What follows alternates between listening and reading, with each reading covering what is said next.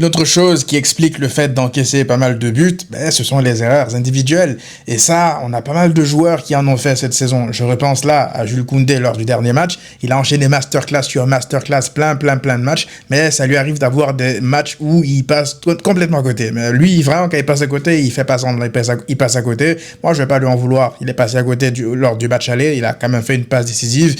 Je vais pas lui en vouloir. Si tu mets là dans la balance ce qu'il a apporté depuis le début de la saison, voilà, je peux lui pardonner un match raté. De notre côté, je repense à Chesney qui fait n'importe quoi contre Benfica. Il déglingue Alejandro Balde, et puis derrière, il crée un péno. Et puis, à un moment donné aussi, Araujo qui se place mal lors du piège du hors-jeu. Et puis, t'as Casado lors du match contre l'Atlético en Liga. Il offre une passe décisive aussi à l'entrée de la surface, un peu comme le but le troisième but de l'Atlético là en Copa.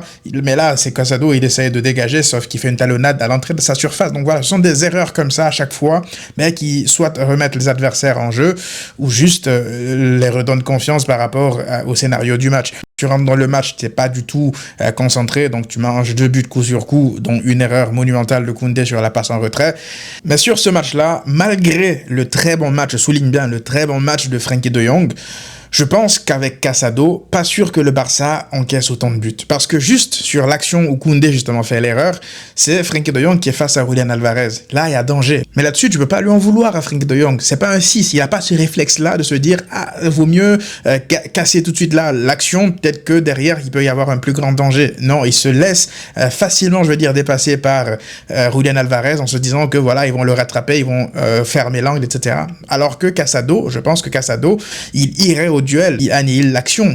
En tout cas, il le laisse pas passer aussi facilement. Je ne pense pas que l'arbitre sortirait un carton, vu que au moment où il passe Frenkie de Jong, le Barça est en supériorité numérique et Griezmann n'a même pas lancé son appel. Le double pivot, Frenkie de Jong, Pedri, il est extrêmement fort, balle au pied, mais sans le ballon, je sais pas, en fait, c'est une équipe qui est capable de gérer des transitions, de gérer, le jeu adverse lorsqu'ils sont acculés, etc.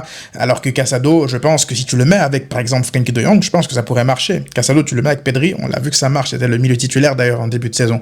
Donc ouais, je pense que sur ce match-là, uniquement sur ce match-là, et c'est pas encore une fois pour incriminer Frenkie de Jong, mais je pense que si le Barça encaisse autant de buts, c'est parce que l'équilibre défensif, il n'y est pas, parce que t'as pas de 6 de métier.